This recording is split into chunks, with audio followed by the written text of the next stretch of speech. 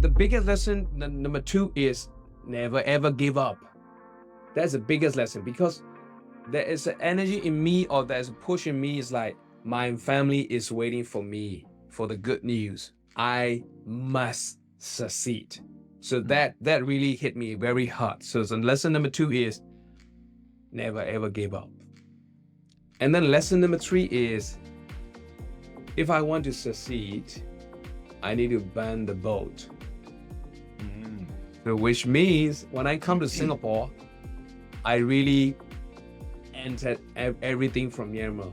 I got a small computer business that I was doing. I closed that off and all those things.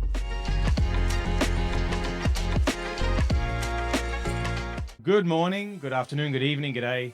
This is Kallum and Conor at the Connect Unplugged number 38 with the very, very first ever NLP Master Trainer in Myanmar, Andrew Kai. Welcome to the Unplugged number 38, and I'll let Kallum share with the world a little bit about you. Thank you, Conor. Today I have the pleasure of introducing Andrew Kai, an entrepreneur, international speaker, writer, peak performance trainer, and public figure who has spent over a decade helping individuals and businesses create transformational success. Born in Myanmar, Andrew started his career in IT network consulting in Singapore in 2008. He worked as a senior consultant for multinational corporations like IBM, Singapore Airlines, DBS Bank, and Hewlett Packard. But in 2010, he discovered the true passion of training and coaching.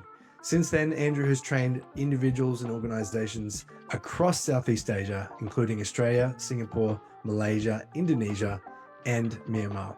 He has shared the stage and worked alongside some of the world's most influential leaders, including Tony Robbins, Sir Richard Branson, Dr. John C. Maxwell, Robert Kiyosaki, T. Harv Eker, Blair Singer, and Apple co-founder Steve Wozniak. In 2016, Andrew made history by becoming Myanmar's first certified NLP trainer, accredited by the American Board of NLP. He is also the executive director with John Maxwell's team, one of the world's largest and most respected leadership organizations. As the founder and CEO of Myanmar Excellence Institute, MEI, Andrew leads one of the fastest growing training educational companies in Myanmar, living the mission of empowering lives every day. Here's the team. He and his team have impacted over 1.5 million individuals in countless organizations through the unique dynamic training programs. His work is driven by the belief that everything rises and falls on leadership, a principle echoed by John Maxwell. I'm very excited, and so is Conor, to be diving into the life of Andrew. Thank you for being here, my friend. Thank you, Kallum, my friend. Thank you, Conor, for having me. I'm so excited. Well, buddy, we've known you since about 2014, 2015, 2016. Yes. And when we first met, you were the corporate guy. And since then, I've just seen your business, your school, your influence, your impact in the world just go on such a steep trajectory. And that comes from within, and hearing Callum's bio about you, I always knew you had such a strong influence in the leadership field, but maybe I didn't appreciate it enough in the sense that it is really, would you say that's been one of your secret ingredients to your success over the last 10 years, to influence and impact 1.5 million people? That's a lot of people, Andrew. Could you unpack that? Thank you, Conor. Yeah, so to me, it's like I started from very humble beginning.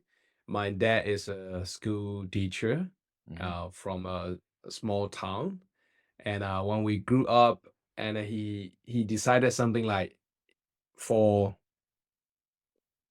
his children to grow, he need to grow first. So that's the first leadership that I learned from my dad. So he quickly moved from the small city or small town to a second largest city of Myanmar, which is Mandalay. And that's where I started to see things differently, because from a small town boy, I didn't know much about computers. I didn't know much about other thing as well. But then again, yes, the first thing I learned from my dad back then was leadership. The way he lead for the family, for the better of all the all of his students as well. So when we got into Mandalay, that's how I grow. Very different from small town boy, and that's where I met with a lot of people, and that's where I started to grow like exponentially. Mm. I started to read different books. I started to hang out with different people, and so on. So and back in 2000, I still remember 2007. 2007, we had a something kind of like a financial crisis or financial challenges in the country in the family, and I being a first child of the family, I need to do something. Mm. So back then it was very funny that I in the morning I would go to the tea shop. Did anyone from Australia go to the tea shop in the morning? No, A I don't tea think so. shop? Like a Yeah, cafe? tea. Yeah, cafe. Okay. Yeah. Cafes. So it's like in the morning, cafe. Yeah, you would call it cafe, but we here in Myanmar we call it tea shop. Nice. So we go to the tea shop and then we drink up tea, and some of the people were drinking coffee, and we were talking about football, soccer, Mm. and not much about life and improvement and all those things. Mm. And one day I went back. Those days we didn't have a handphone. We are using the public like phones. Yes. Yeah. So those days I call up so it's like in front of the cafe there's a public phone, Okay. and also nearby my house there's another public phone. So I need to run up to that public phone to connect with my sister or my family members. All right. So the one day I just called them up like, hey, I didn't have a chance to eat at the cafe, so I'm very hungry. So I need to eat something. And I told my sister off like, could you please prepare for me? It's kind of like giving an order to her because I'm the elder. Oh yeah. Big Yeah. brother. Yeah, big brother. And then I took my motorbike, and then I ran home. So in the middle of somewhere, there's a heavy rain suddenly come up. So I need to find a shelter, and then I just went over there for about 5-10 minutes. And after that, I quickly go back home, and I was straight go to the dining table. And I didn't see anything at all. I was surprised, surprised at the same time. I was a bit of anger. So back then I didn't know about timeline yet. Yes. So the bit of anger and that. I man. quickly ran up to upstairs, and then I looking for my sister, like, sis. But then the way that I saw, or the scene that I saw really stunned me. I was suddenly stopped, and at the same time I was shocked because that place is a rented house because we had a financial challenge. We need to move it and rent a place. That house, the when the heavy rains come, there's a drains, meaning it's a water leak. So all over the place upstairs. So they are like using all the pot and all the small little things to cover up all the leak gauge. Mm. And that really hit me something like, oh my gosh, here I am being an elder brother, spending most of the time at the tea shop.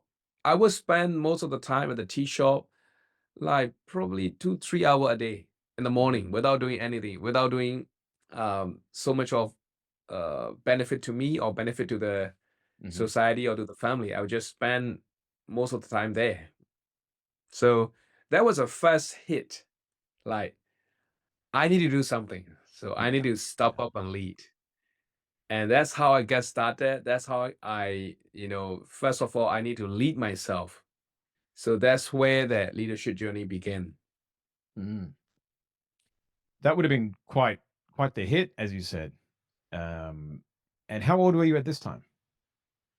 That time I was probably 18, 18, yeah, 19, 18, 18. 19, yeah, So yeah. your awareness would have started to grow of your surroundings and the maturity within you. You would have been able to look at that situation and Yes. recognize how it felt on the inside with yourself. And from that point, where was the transition into the corporate world where you were living in Singapore and making a difference in that realm? Yeah, and what happened was I was a teacher at my dad's school, of course. So he owned Cool. a school. He owned a tuition class, I would say. So as a teacher, I was an assistant teacher and then a teacher. So I was during the break, I'll be just reading a novel, the Chinese wuxia shanxia novel. It's like Okay. kung fu series. Okay, cool. I love those series. So I was just reading those things on the couch, and then one of my mentor, he is teaching chemistry at my dad's school. So he came along. He is one of my mentor, one of my role model, because he's a guy. He is very well-known guy. He is rich, and he is very flexible. So I like him, and he is my role model. So he came along, and then he asked a questions like, "Hey, my name is Pyay, by the way, but you can call me Andrew." So he's like, "Hey, Andrew, what are you reading?" Say, "Oh, this one, all the Chinese kung fu series." And then, Mm. what a rubbish, you are a very young, talented guy, and you're reading that. And I look at him and said, "Then what should I read?" I didn't know. This is the only thing that I knew. Mm. And then he gave me a recommendation of book, which is um, How to Stop Worry and Start Living. Have you heard of this book before? I've heard the title, but I don't know who wrote Yeah, it. Or it's by Dale Carnegie. Dale Carnegie. Okay, yeah. Yeah, so that was the first, I would say, personal development book that I ever read, and that changed my life. Mm. I was reading over and over and over, and I went to my so-called that library, which is in my township. So that township library, because those kind of books couldn't buy it from the bookshop. I need to Yeah. go to the library. So Did they have them in the library? yes, All right. luckily, Yeah, right. and started from there, and I finished all of the personal development books in that library, all of the autobiography and all the knowledge books and all the self-help books in that library within I would say within 6 to 8 months. I finished all of it Mm. Right. because I could able to read because of those wuxia, the martial arts series. Mm-hmm. I would be reading like this thick. I could read 12 books a day. 12 books a day. So I couldn't, I no need to go for a speed reading class because of Yeah, that. right. just So yeah, so because of that, I could finish that. I finished all the books, all those personal developments and etc. Those books from the library within 6 to 8 months. Mm. And I learned a lot of it. And then yeah, so there was a time um I was shocked to see my sister and my mom doing all the, leakage from the house. Mm. And that really hit me. So I decided that I need to do something, and I wanted to go to Singapore. And I mean, our family, we don't have extra money. So we go to I go to my uncle. So back then my uncle is like he he lent some money to my dad. So I asked the questions to my uncle. It's like, "Uncle, you want to get your money back quickly, or you want to take time?" Then he answered, "Of course, I want it quickly." And I said, "Then please send me to Singapore. I work for you." And that, so long story short, that's how I got into to the flight, and I went to Singapore. So it's like other people will go to Singapore for visiting the country, enjoying the food, enjoying the nature, etc. But to me, it's like I went there to look for a job. Yeah. So it's like I went there as a social visit, and so it's like I vividly remember the first night I was in Singapore. Two of my very close friends came to Singapore. I mean, they came to airport and they picked me up because there are other parcel that their family member sent it to them, like cooked Okay. food, etc. So they are very happy to see me. At the same time, they are very, very happy to receive all their cooked foods and all those things from their family. And then around 10 p.m. Singapore time, and they asked me these questions. Hey, Andrew, which house are you staying? Which place do we need you to do we need to send you off? And I was frowned and I asked, what are you talking about? Am I not staying with you guys? So it is like I didn't arrange at all. Just I went didn't off. arrange. Smell of an oily Just rag. went off. Just went there. Yeah. So it's crazy. And that two guy, they were shocked. Like, oh my gosh, you didn't plan where to stay. So I was tagged along with them for a few months. It's really embarrassing at the moment, but it was This is it good. was shock. It was shock. Mm. So long story short, I was in Singapore looking for a job. So a few weeks went by, and I didn't get a job. So a month went by, I didn't get it. I got a job, but the thing is, I didn't get a permission to work in Singapore From a because visa there are some, perspective. yeah. So the Yeah. work permit perspective. So I got rejected because of the age. Because when I got to Singapore, I was just like 20 Okay. plus. Yeah. And to me, it's like, yeah, I wanted to give up, but then again, all the money that our family borrowed from my uncles, and all the thing that I need to settle, so that really gave me a force to keep The going, push. Yeah. push. So those days, I remember I'll be going to the Buddhist temple and I'm praying every single day to get a job, and it's very interesting. Like I extended another month in Singapore for social visit, because back then you can extend 1 month without going out of the country. You can Mhm. extend 1 month. Mhm. So long story short, I got 60 days. But day number 58, I still didn't get a job. Mm. And I was in those plaza whereby all the Myanmar hanging out. Mhm. So I was in those plaza. I booked a flight to return back to Myanmar on day number 60, which Mhm. is on Sunday. I almost gave up. Like I was like, oh my God, I couldn't make it. And I booked the flight already. Suddenly the phone ring. And I pick up the call, and then the other side say, is it Mr. Pyay? I said, yes. Could you come for an interview in like 2 p.m. today? I said, yeah, why not? Sure. So I went there. I attended the interview. The interviewer liked me so much, and then we took like 45 minutes. And I went out. The secretary introduced me and talked to me in Burmese. And I said, hey, you're in Burmese. Why don't you talk to me in Burmese just now? Why are you interviewing me in English?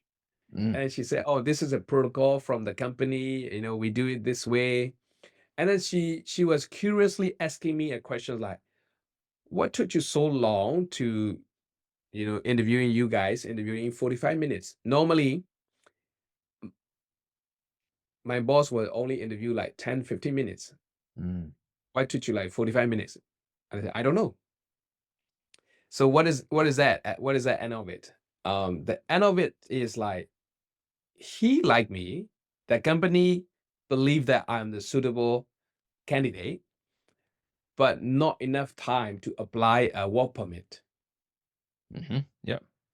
But one thing that really gave me a strength is that interviewer told me something, which is, hey, Pyay, you're a very valuable and talented guy. You have a very high potential.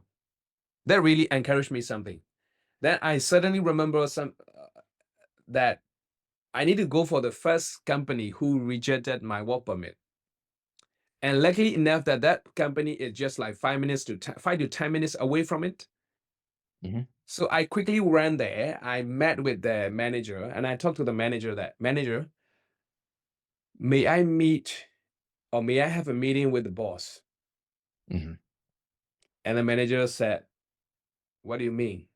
No, I want to meet the boss. I want to say goodbye to the boss. So here I am with manager and the boss, three of us in the meeting. I look at the boss. I still remember her name is Maggie. So she have very nice fluffy hair. And I say, Maggie, my name is Pyay. I came here and you guys apply a work permit for me, but I didn't get a chance, but I'm really grateful for it. And then I gave them a postcard, a postcard picture of beautiful places of Myanmar. And I gave one to her, I gave one to my manager. But suddenly there is a huge force coming into me, which is a bit of anger or frustration. I kind of like shouted a bit to her. It's like, I'm such a valuable person, and then you guys didn't apply it properly. Now I need to go back to Myanmar, but I will come back to this country for sure. I will never give up for sure.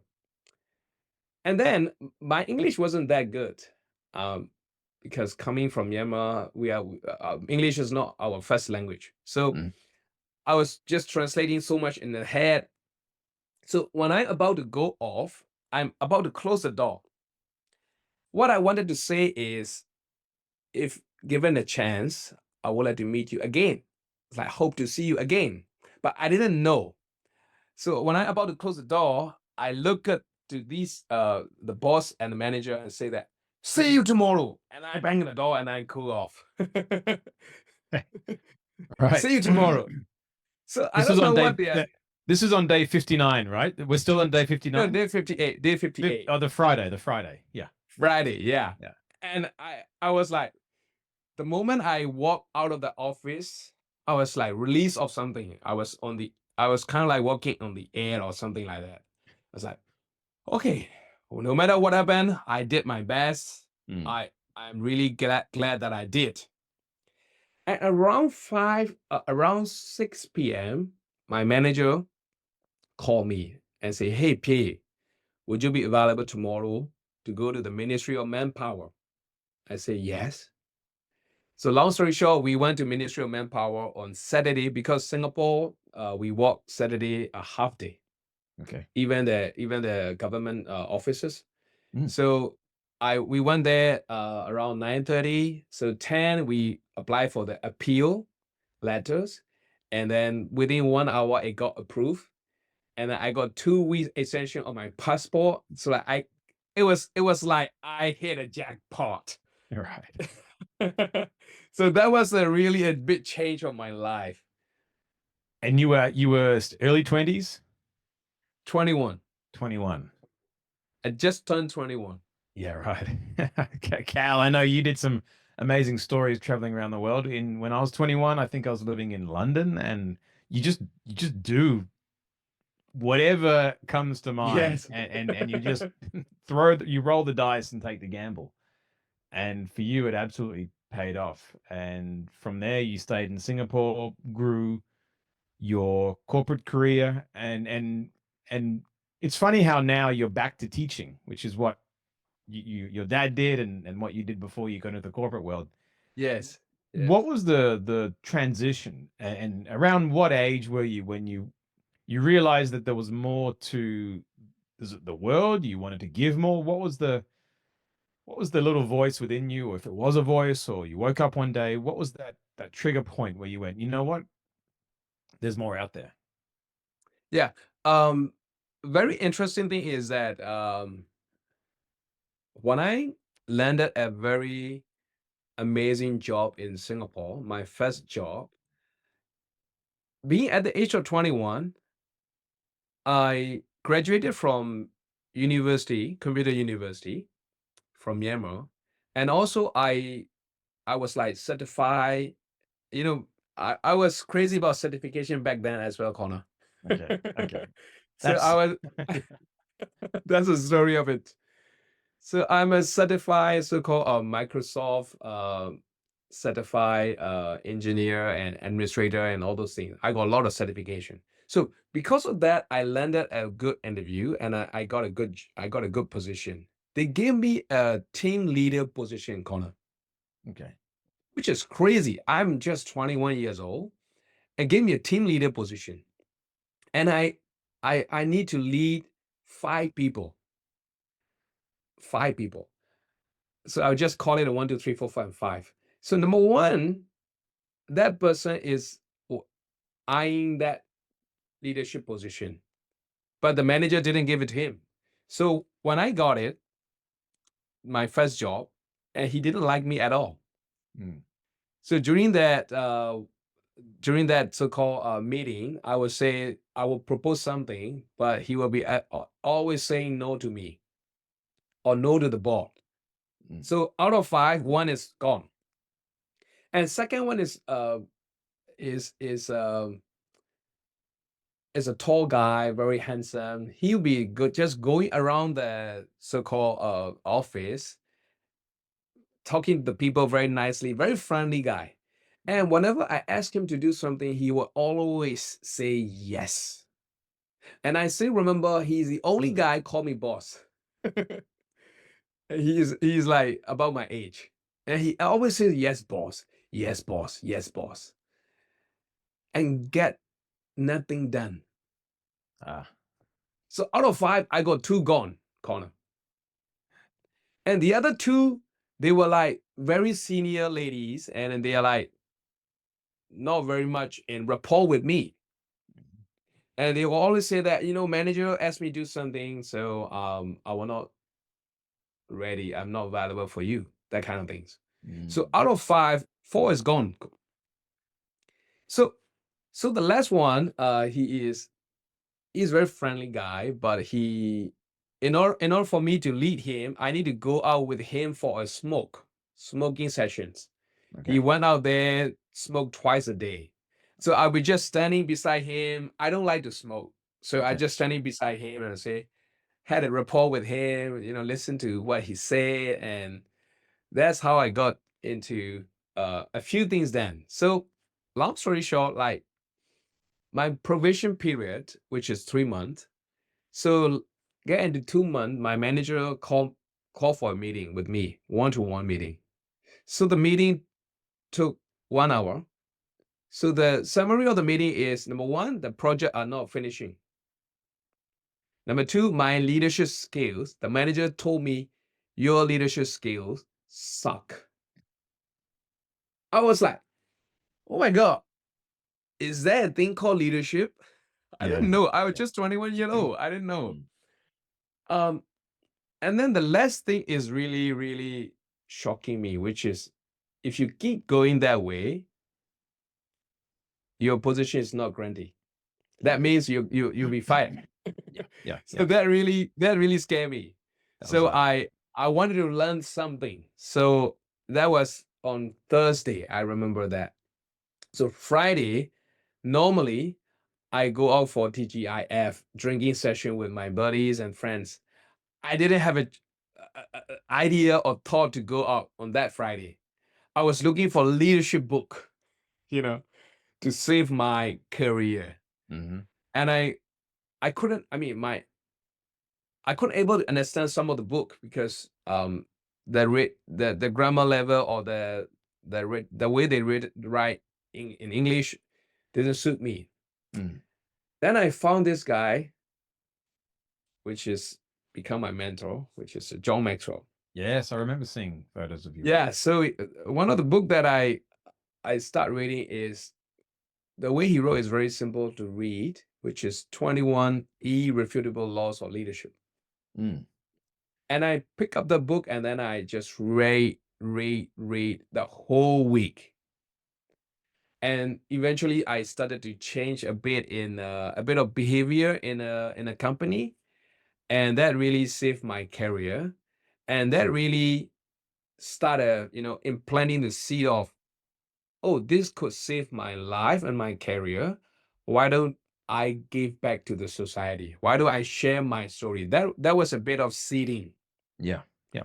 Then from that company, I went over to IBM. I went to Singapore Airlines. Mhm. I went to DBS Bank, which is the biggest and largest bank in Singapore.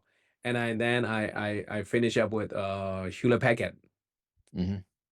So in the middle of it, I got to know Tony Robbins, Robert Kiyosaki. I had a Mhm. chance to meet up with them and learn from these amazing speakers, and that really wake inner trainer, or I don't know, wake It awoke the the giant giant. within. Yeah, awoke the giant within me, and that really shook me up and shook me Yeah. up. Yeah. Then since then, like back in like 2013. I really couldn't able to stand it at all. I wanted to do this full time already, Okay. but then I couldn't able to quit the job because that salary is good and my The security. family. Yeah. Meaning I'm a single, but my mom, my parents. So I need to send money to my parents. Yeah. Okay. So they're building a new home and new other things. So I couldn't dare to quit the job. It's like I'm in a dilemma, I need to quit the job or do I stay in the job? So it's like, Callum, we need to do the past integration. So that really helped me as well. NLP really helped me as well. And start from 2013, I went back to Myanmar every single week on my own cash. Um, on my accommodation and all those things. And I went there to Myanmar and do a free seminar every single week, Wow. probably 3 times a month. So I did that for 3 continuous years, 13, 14, and 15. Okay. That's how crazy I was Yeah, that's how because much you of that. loved it, and Yeah, your because of that network would have awakened the giant grown within. significantly. Yeah, and the practice, that's commitment. That's a lot of commitment. Yes, it was. It was. You were committed from the very beginning.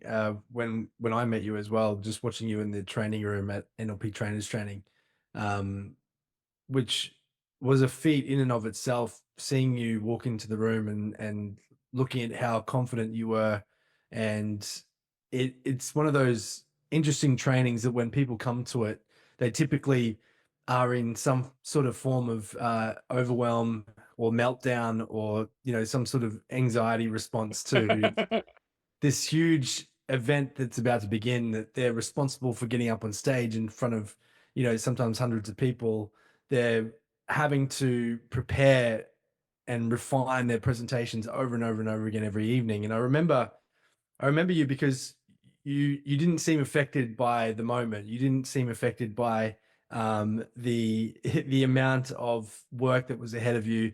You didn't seem affected by the pressure of being in front of people and standing up and presenting. And it makes a lot of sense now after listening to your story and all the different situations you've been put in your life, where miraculously things seem to have just worked out for you in the right way.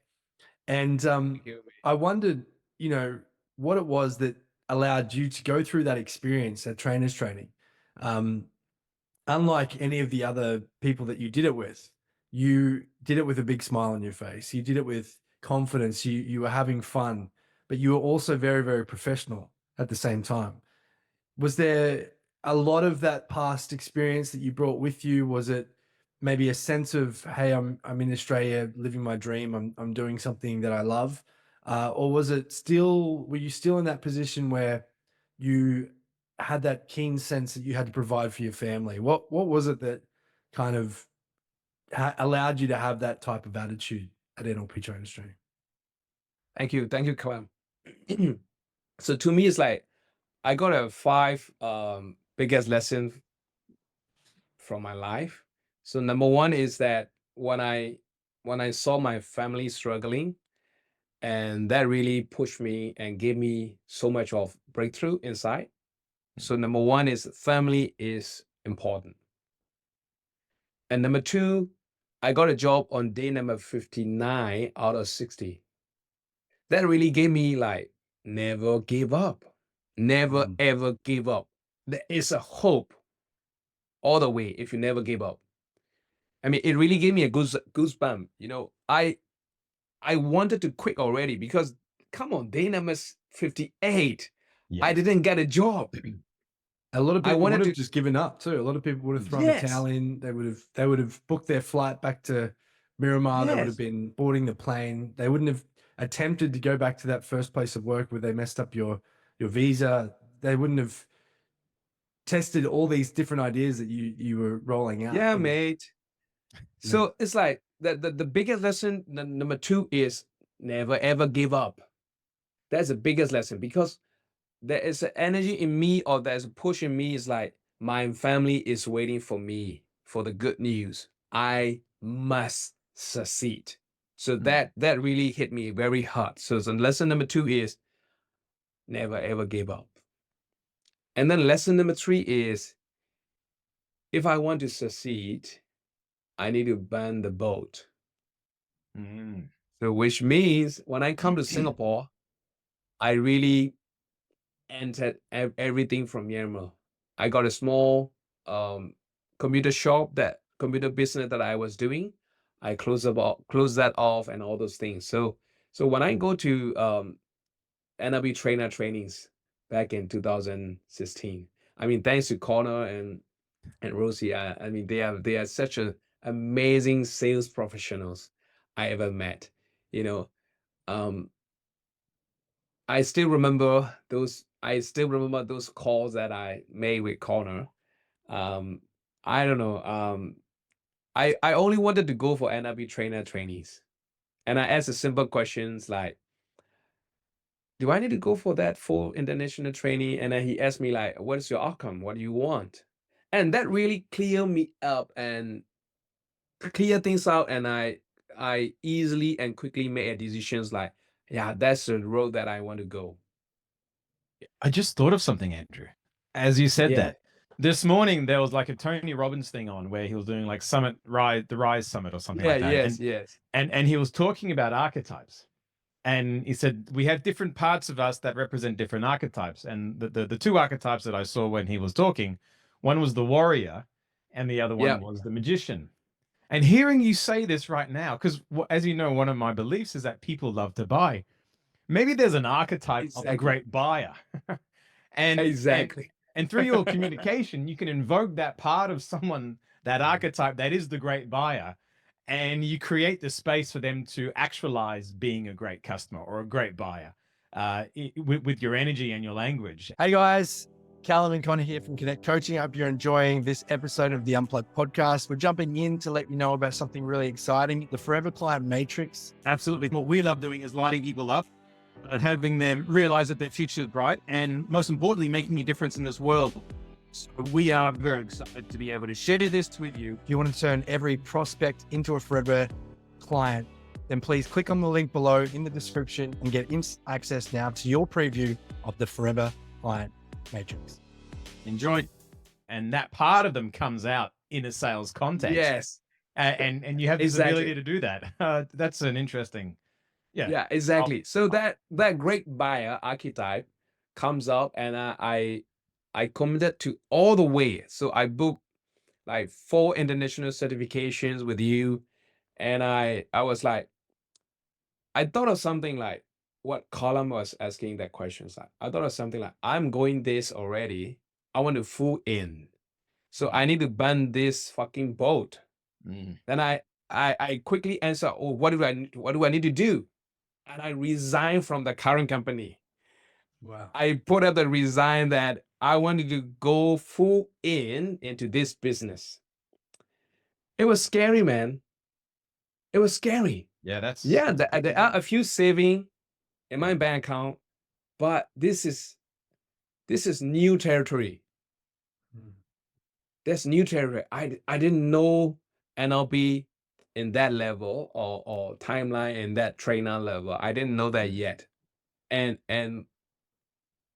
most importantly, I didn't know this training arena level yet. So it's scary. There's a lot of uncertainty. You're talking about Tony Robbins, his 6 human needs. I'm really very good with uncertainty.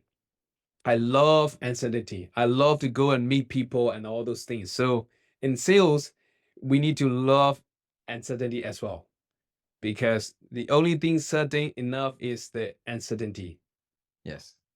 Yeah. So I quickly burned the boat, which is I resigned from Hewlett Packard and booked the flight, and here I am. Here I was in Sydney, sunny days, and attending the trainer trainings.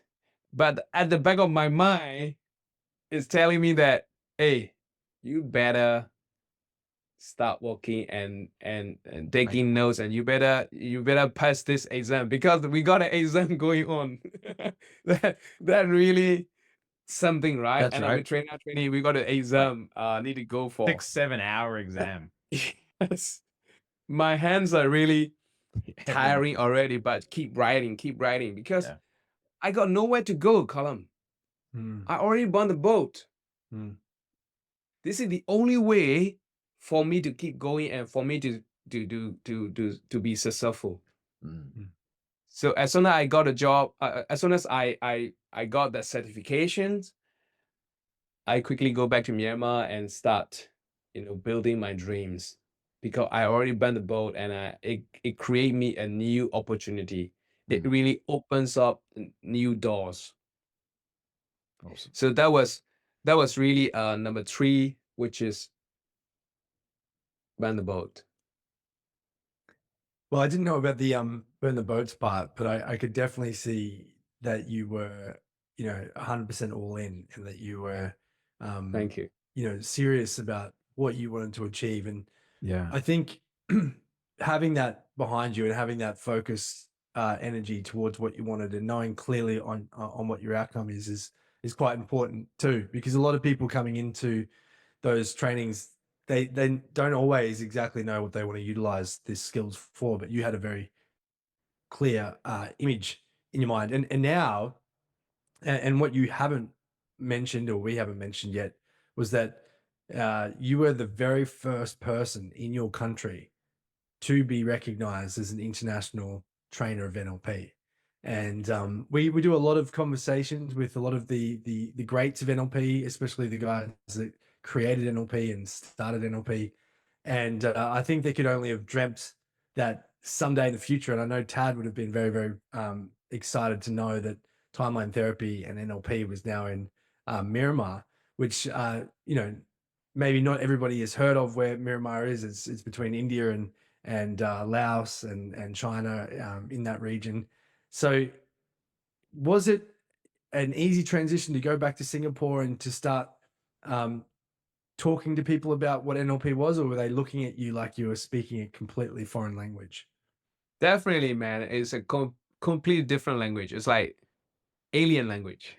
So when I went back to Myanmar and talk about NLP, and they're like, "What is NLP?" I said, I mean, at the start or a few seminar, I would just say NLP is neuro linguistic programming, and then he said, "What the hell is that?" And so I need to change the way that I present. So I need to like put it in an easy way of like explaining what is NLP and giving a few example of it. So it's really a new way and new way of doing things. It's like there's a good and bad. Example, like so to me, it's like my belief is always like no one knew NLP, so there's a lot of opportunity for me to do this business because no one knew it, no one bought it yet, so there's a huge marketplace. Huge market. Yeah. Yeah, that's how I get started. So unconsciously, to me, it's like um at the young stage, like when I was young, I know what I want, and I know what I don't want, Mm. which is like knowing the outcome in the 4 pillars of NLP. Then when I go, I'm able to quickly build a rapport with people because I'm interested in people. I would love to listen to them, their stories, their struggles, their highs and their lows. I'm really interested in them. So that is really matching with another pillar of NLP, which is getting the rapport. Mhm. And the third thing is, which is my life, my 5, which is part of my 5 life lessons. Lesson number 4, which is whatever things happen, just keep smiling. That's how I got my dimples. You know, yeah, how I got this is like when I got to Singapore, although I learned English, English is not my first language, so I'm not very good at it. So if you're not good at it, I need to be thinking in my language first, then translate it into English, and then say it to you. But then again, when you speak to me in English, I need it go in here and then translate into my language, and then go, and then I understand. So that I need a bit of time when I first arrived to Singapore back in 2008. So the only way for me to do that is buy some time. So how I did is, let's say I met Connor, and we like, I just say hello, and then after that I'll be smiling.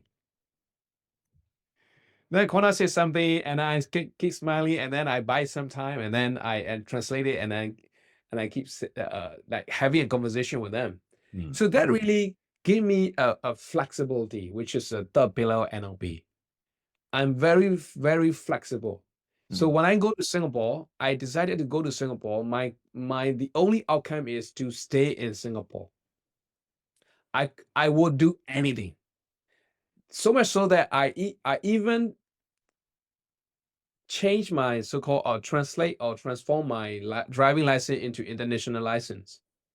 If I were to, drive a taxi in Singapore, I would do that. That's how the banning the boat comes from. So yeah, the last one is, which is like sense of sensory acuity, which is like how people are thinking and what is going on, and so on and so forth. So because of that, it really overcome all the challenges in Myanmar, like introducing NLP, introducing timeline. To me, it's like, I'm not sure about in other country, but to me in Myanmar, introducing timeline therapy is very much easy. Mm. Very easy. It's much easier than introducing NLP, because a lot of people are very much familiar with anger, sadness, and fear, and they don't like it. So it's very easy to explain it to them, and very easy to work with them for this process. So to me, it's like timeline is, in a way, timeline is very easy to explain to this Myanmar market. Because they can already relate to the benefits of timeline therapy. Yes. When you say to someone, "Oh, you bring up images in your head," and in NLP we get to actually change those images, so then you have a different behavior, which gives you different results. They'll go, "What are you Exactly. talking about? What's the same modality?" Yeah. So tell me the fifth. So tell me these 5 life lessons. What was the first one? Number 1 lesson is family is important. Family. That's right. And then number 2. Number 2 is never Never give ever up. give up. Family. Never give up. Burn the boats. Burn the boats. And number 4 is Smile. no matter what happened, just keep smiling. Just Take it easy. the Finding Dora, is it Finding Nemo? Yeah, Finding there's Nemo. a Yeah. there's a fish called named Dory. called Dora. So she be swimming like, just keep swimming, just keep swimming, just keep swimming. To me, it's like when I first got in Singapore, my kind of like a mantra is just keep smiling, just keep Yeah. smiling, keep smiling. So that's kind of it. Just keep going. And what's the fifth? Are you going to share with us the fifth, Andrew, or is this an open loop? It's an open loop. Oh yeah, nice. Does that So mean I'll we'll have share to have that. you back? The fifth one is this. So when I got into those personal developments like Tony Robbins, T. Harv Eker's, John Maxwell, and they all talk about passions, because even Tony always write about always live with passions, like with his giant T and giant Y's, and say that always live with passion, that kind of thing. So to me, it's like, yeah, always live with passions. But then here I am walking in Singapore. Yeah, I attended all those things. I knew it. But then I couldn't able to quit a job in Singapore, because so much so that my salary is good, everything is stable. I'm in a comfort zone. Massively. But I hear a lot of like, yes, live with passions. Then the fifth one is like, there was a time I was in a deep thought, Mm. and a feeling came to me, which is I was all over Southeast Asia, teaching and sharing what I know and how NLP has helped me. But I never gone to Myanmar, sharing these nuggets, these wisdoms, these amazing life tools. I've never. So back in early 2013, I went there to Myanmar as a visiting my family, and I hear people talking about their so-called life challenges. A lot of people, a lot of my friends, and I thought of like, why didn't I had an idea to go and help people in Myanmar? That really gave me a purpose, Yeah. which is much greater than a passion to Mm. me. Mm. That really gave me a huge life purpose. So suddenly my purpose like so crystal clear that I wanted to do this mission. That is number 5, Connor. Purpose is always bigger than passions. So once you find a purpose, or once I got this, then how I do it, it didn't become a questions. You will find a way. Find a way. Yeah. You will bend the boat. You will never give up, and then you will just go all in.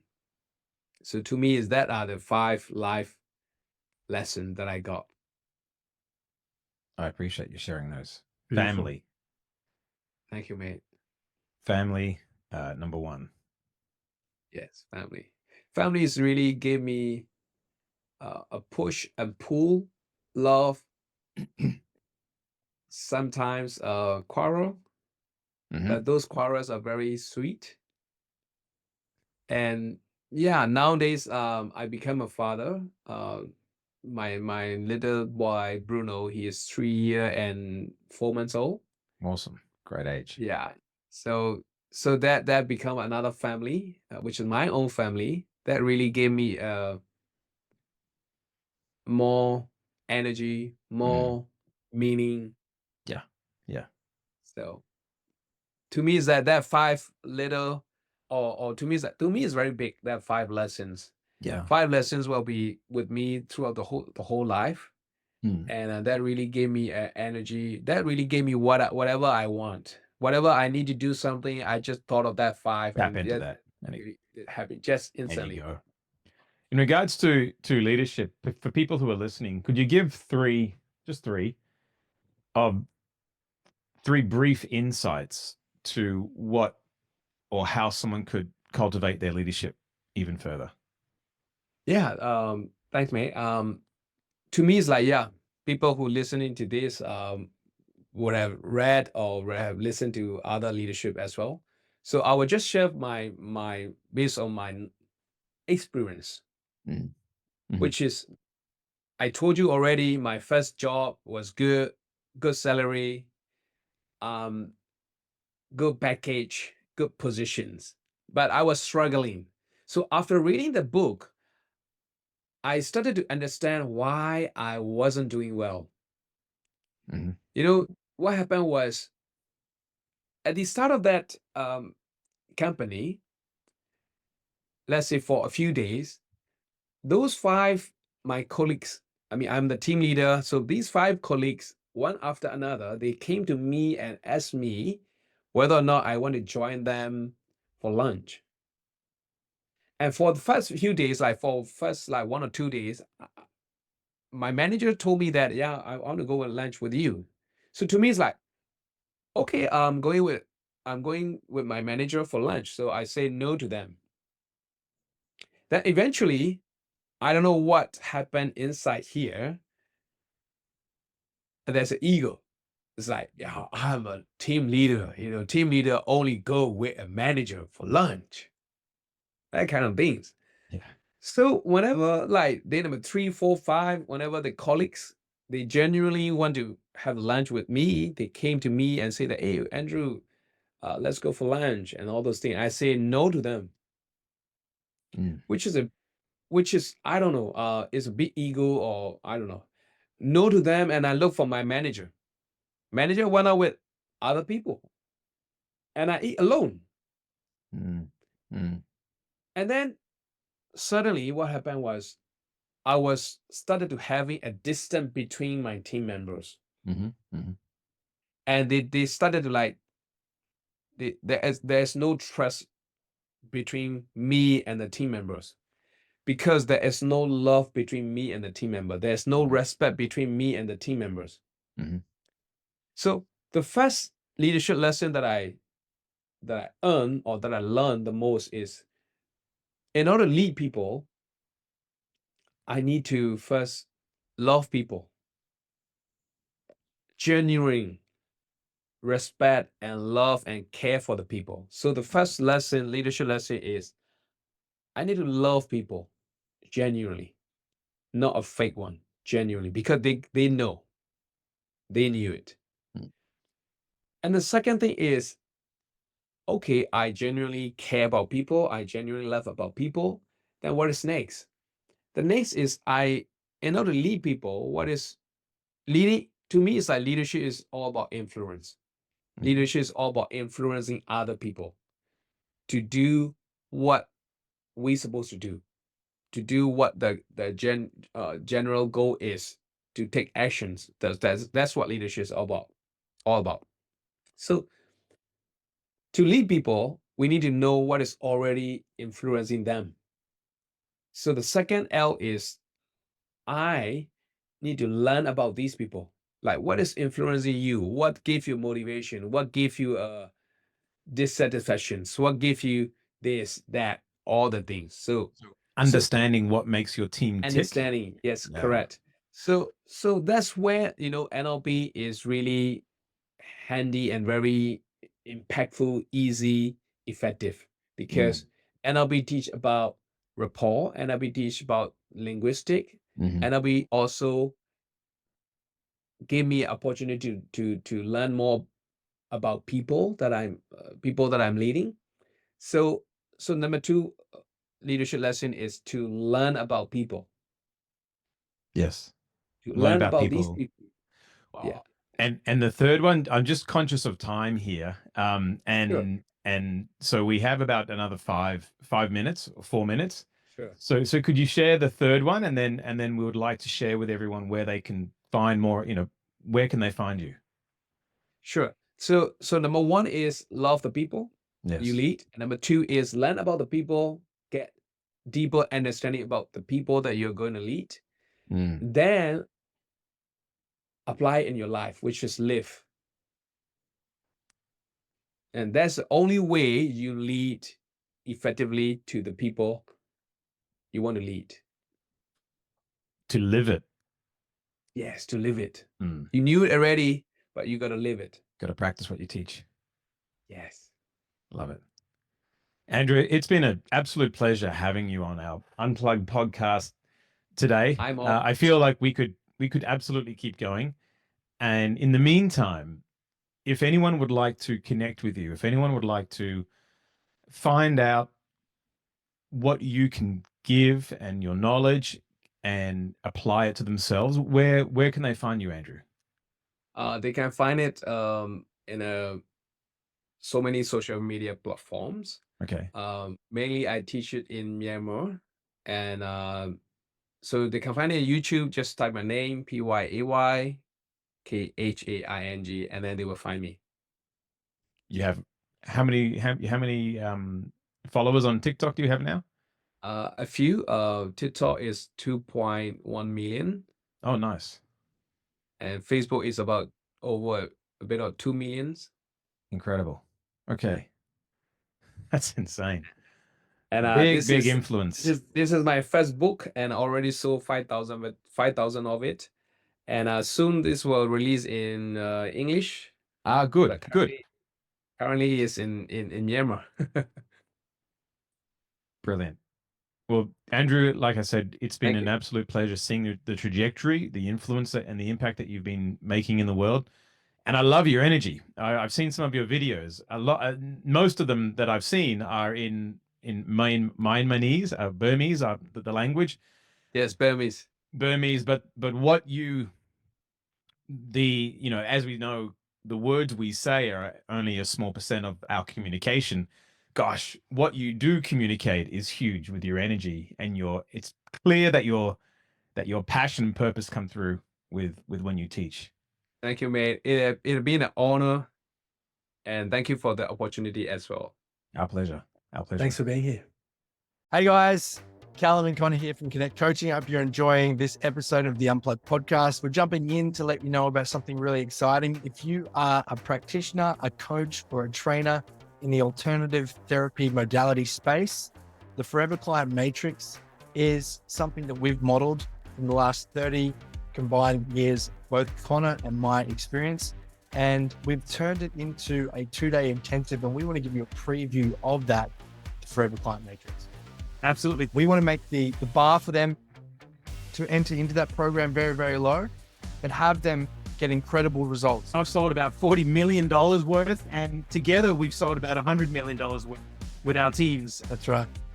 We believe that trust and reliability is the currency of the future. So if you want to turn every transaction into a transformational experience, if you want to turn every prospect into a forever client, then please click on the link below in the description and get instant access now to your preview of the Forever Client Matrix.